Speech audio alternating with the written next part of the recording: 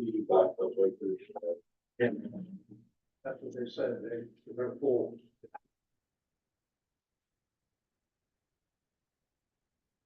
All right, we'll call the joint meeting together. Order and rise to the moment of silence, followed by the pledge of allegiance.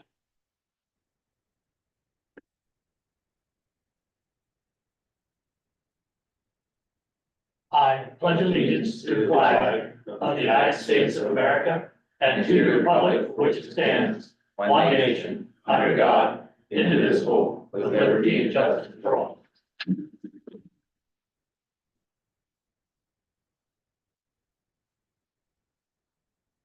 Water emergency project status report. What does go?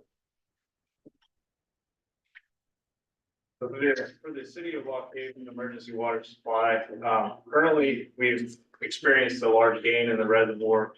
Unexpected, basically since the beginning of December. The chart that's in your packet kind of indicates the status of all reservoirs in September. You can see that here we're largely in the stage 2 drought trigger region up until about the beginning of December, when there's a sharp incline in the graph. Currently, this has continued to progress further towards this stage 1 drought trigger rather, which has kind of decreased the concern for a water emergency.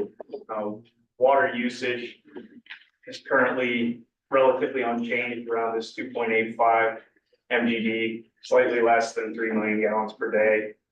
There's still some leak detection survey in progress right now, and we're currently no longer pursuing an in-stream flow reduction between Ole and Keller Reservoir. We've installed most of the temporary system up to about Youngdale Road, which includes most of the temporary pipeline within budget. All the expenses incurred up to date are reusable for equipment and pipeline for the permanent project. So at this point, we've kind of hit a point where we're comfortable with as a pausing point. Yeah, just to add to that, back in September, when we were close to water rationing and the decision was made to put these wells on, as Devin indicated, the old reservoir has a capacity of 558 million gallons. And we've gained enough here in the last month and a half, 2 months, where it's now at around 400 million of that 558. So we're at basically 72% of the reservoir. So we're almost out of the stage 1 drought trigger for water restrictions. So Mother Nature's been good. We did receive rainfall and snow melt that has taken us out of that emergency situation. So as Devin mentioned, we've ceased any further work on this temporary system.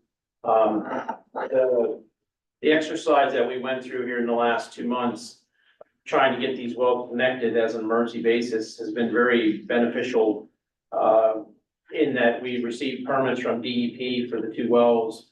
We're expecting to get a permit from the Susquehanna River Basin Commission this week. We did get review comments from them and answered all those comments. And they indicated to us last week that we'd be receiving the permit any day now. So that's a huge hurdle to overcome in the permitting of these wells. When the city goes to permit these wells on a permanent standpoint, all that regulatory review by DEP and SRVC has already been completed. So that's very, very beneficial.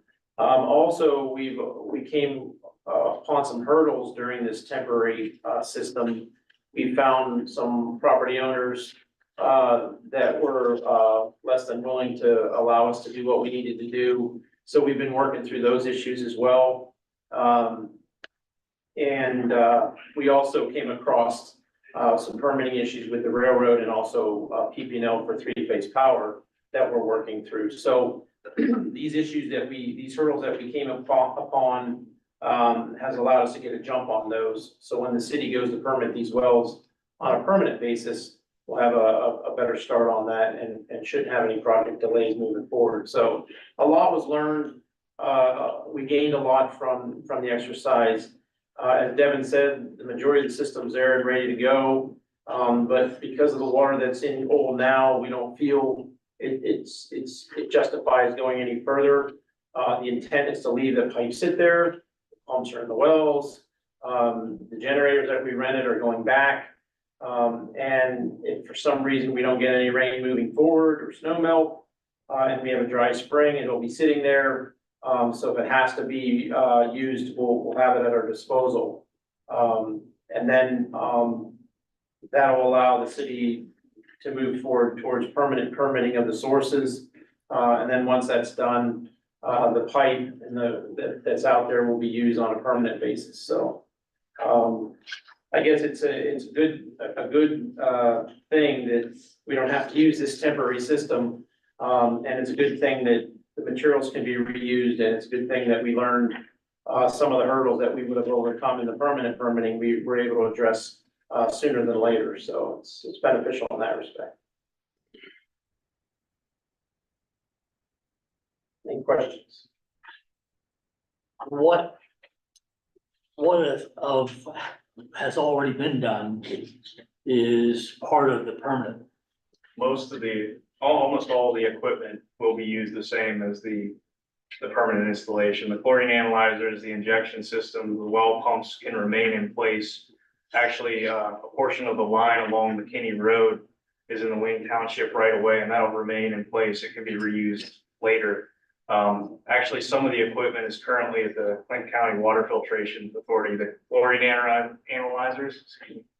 Those are currently in a certification period, which they just completed, and they'll remain in operation at the filtration authority until we're ready to use them.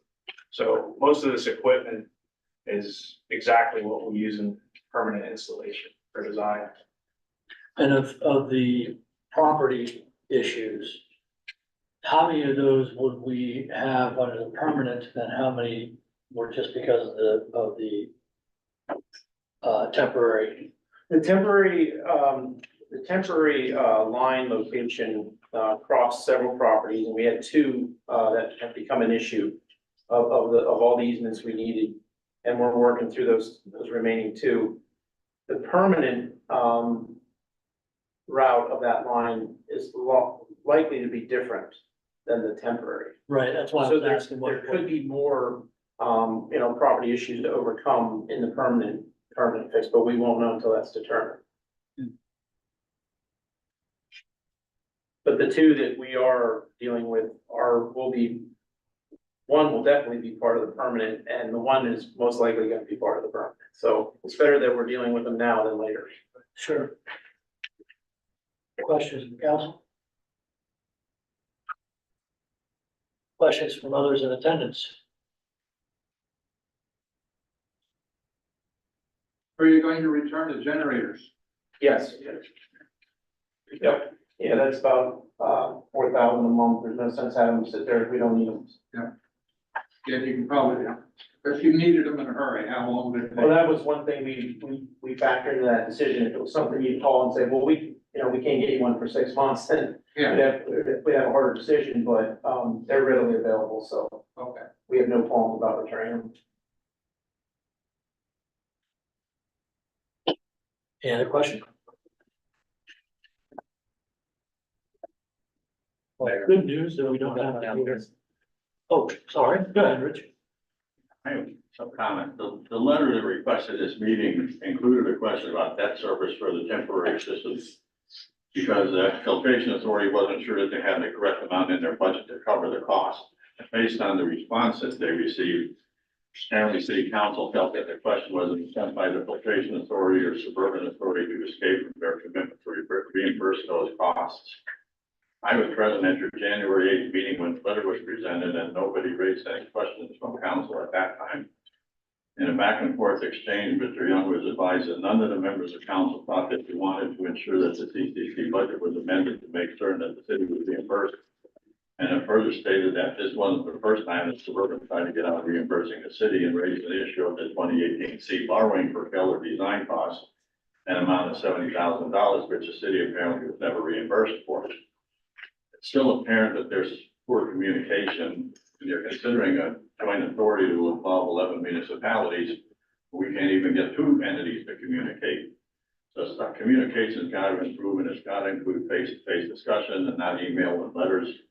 And since it's been indicated that the primary thing council wanted on tonight's agenda was confirmation of Suburban's commitment to share costs, that should probably be addressed up front, since if that's not clear, then there's no sense of going any further. Not leave that up to the Suburban people to address.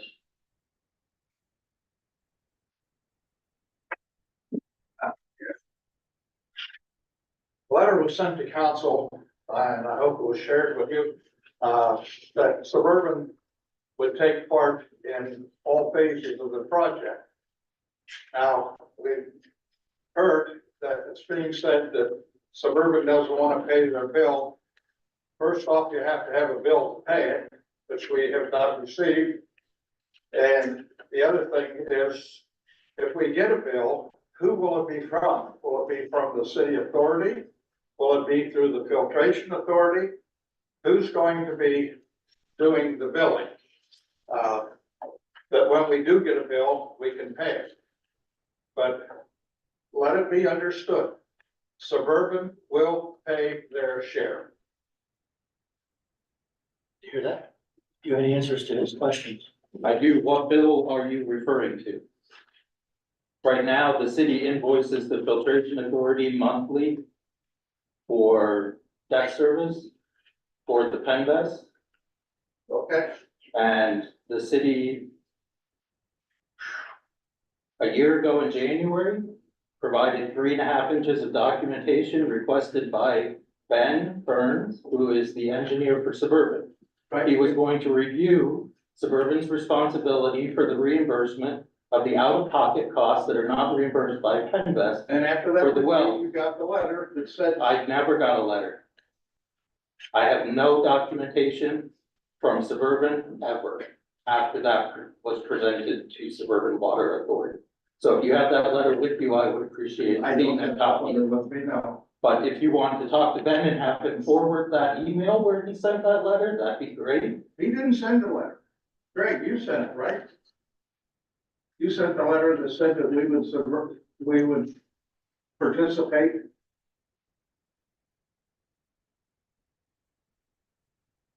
I'll have to go back through the files and see what was, There is a letter that was sent that was provided to council that says you will be responsible for your portion of the project. That's completely different, and that came about a year after the request was made through your engineer for the city to get reimbursement for that $189,000, the percentage total. And you weren't going to pay that until you had your engineer review it, which he has been doing for a year now, without any response. Ben Burns is no longer the engineer for Suburban, Garrett Stoll.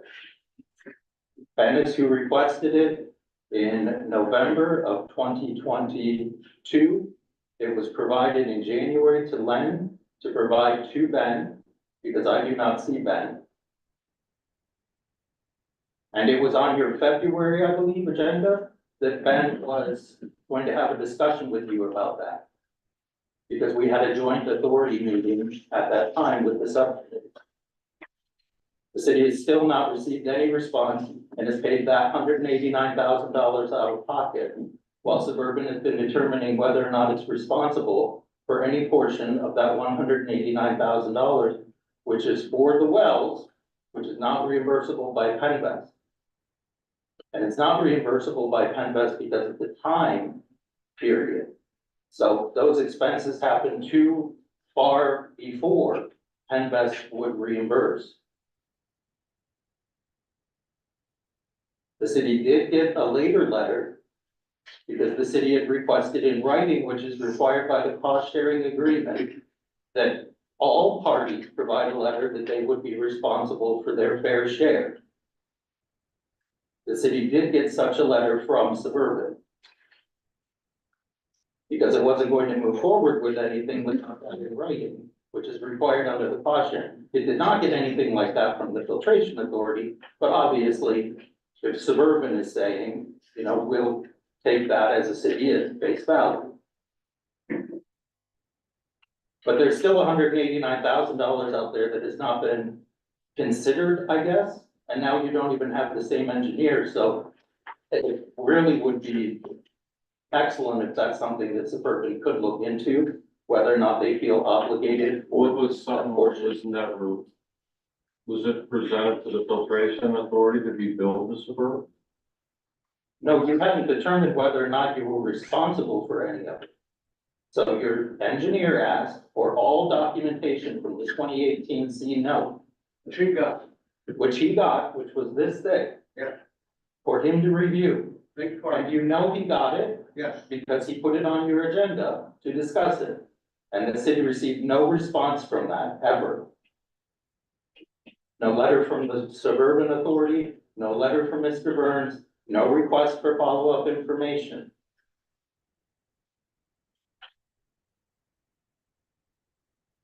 Are there any other questions on that topic? Not at the moment. We will discuss it and, maybe we'll have something for you on Wednesday. That'd be fantastic. Are you attending? Yes, All right. Everything that we've done back from the very beginning, is built through the filtration authority, and it's paid for on a flow basis. So your $189,000, you should have sent the invoice for the filtration authority. And Suburban uses about 40% of the water, so I assume that's where you're getting $70,000 Suburban owes. Yet Suburban has never paid any money, you know, directly to the city. It's always through flow through the filtration authority. I understand that. And And why aren't we doing that now? Why are we Because making a big issue out of it? We wanted to put an invoice to the filtration authority who shared at the time, the same engineer, who sent a letter to the city that he would review on Suburban's behalf whether or not Suburban would have any obligation for that $189,000 through the filtration authority.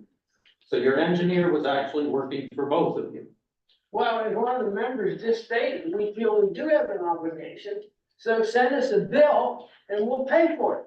It's that simple. Why have a big argument about who's gonna pay for what? I mean, this just blows my mind. Well, when we're talking about poor communication, we sent you all the information you wanted it and you ignored it.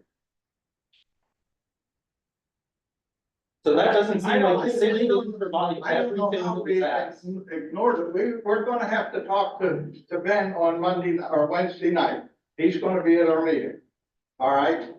But we thought we would get, the bill from either the filtration authority or from the city authority, somebody other than the city, and we haven't gotten anything.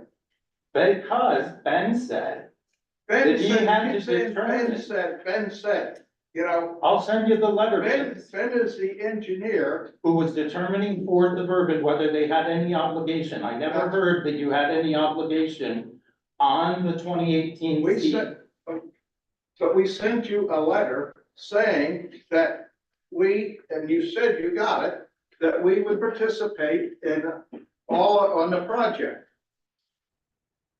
After that. After that, we sent. But that wasn't in response to the 2018 C. We never had 2018 C mentioned again. We'll check with Ben on Wednesday night. Well, it sounds to me like they're telling us, Now there. it sounds to me like they're telling us to send them an invoice. We will gladly send an invoice for $189,000. Ben already has all the documentation that goes with it. So to me, that's the Yeah. obvious thing to do, is send the invoice. And then, Did an invoice go to the filtration authority? No, I just said that. that's what we're going to do. Whether or not I we're missed allowed that. to send it. I missed what you said, I'm sorry. Yeah, I was trying to clarify. Yes. That send an invoice to them, and then we can go move forward with this, now that we've had some clarification. Thank you for the questions.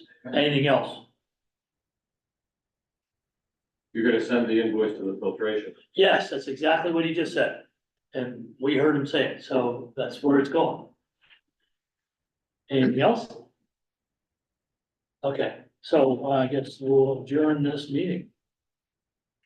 And, public meeting, the engineers and staff, we discussed operational procedures, so, They actually had the opportunity to do that beforehand, okay, but if anyone has any questions for the engineers, they will still be here for a few minutes okay, and can chat with them. all right. And then we have a CDBG public hearing at 6:30. 6:30.